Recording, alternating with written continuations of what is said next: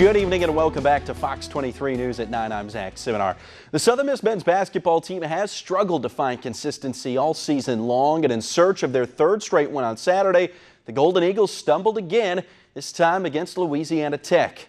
The Bulldogs got just about whatever they wanted on the offensive side of the ball, while USM struggled to a 37% shooting performance. Tyree Griffin scored 14 and Ladavius Drain added 12, but those were the only Eagles in double figures. Southern Miss is now an even 11 up and 11 down overall, while sitting at 4-5 in conference play, which is good for 7th place in the league. They'll visit FIU on Thursday.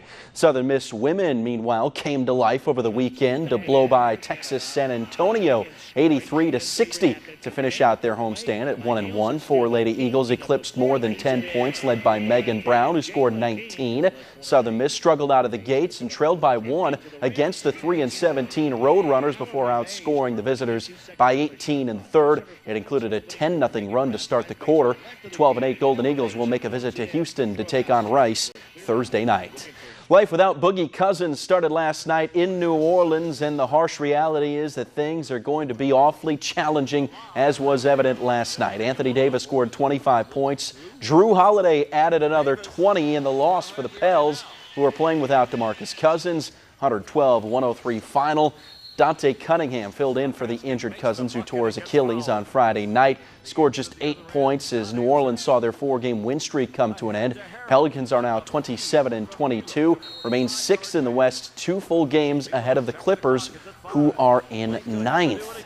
You saw I apologize, sorry about that. The stars of the NFL gave her one more go Sunday in soggy Orlando for the AFC-NFC Pro Bowl. First quarter, NFC gets on the board first when Drew Brees strikes to Adam Thielen, 6 points. NFC builds a 20-3 lead going into the third quarter, but over $60,000 on the line for the winners. AFC would come storming back. Derek Carr is going to hit Delaney Walker for the Titans, and the go-ahead touchdown score just over a minute left. NFC would have one last gasp, but Von Miller is going to get dragged down, or he drags down Jared Goff. AFC wins 24-23. Jason Day and Alex Noren played 5 extra holes Sunday at the Farmers Insurance Open before the playoff between the two was halted by darkness, so the two continued their play this morning. Second shot for Noren from the rough, and he goes with the 3-wood. Didn't quite get enough. That'll roll into the water hazard, opening the door for Day, and he steps right through it. Second shot, can't get much better than that. Sets Day up for the easy tap-in birdie, and he will drain it, clinching the victory at the Farmers Insurance Open. Meanwhile, Tiger Woods, first tourney back, 3 under, tied for 23rd.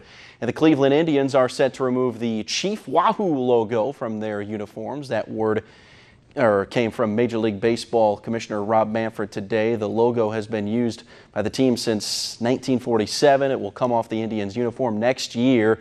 The Indians have already decreased Chief Wahoo's profile, switching their primary logo to a Block C several years ago. Some want the Indians to change that team nickname as well, and I made a little bit of a mistake. Sometimes I do that. I forgot to put the story in about a big NBA trade that happened today.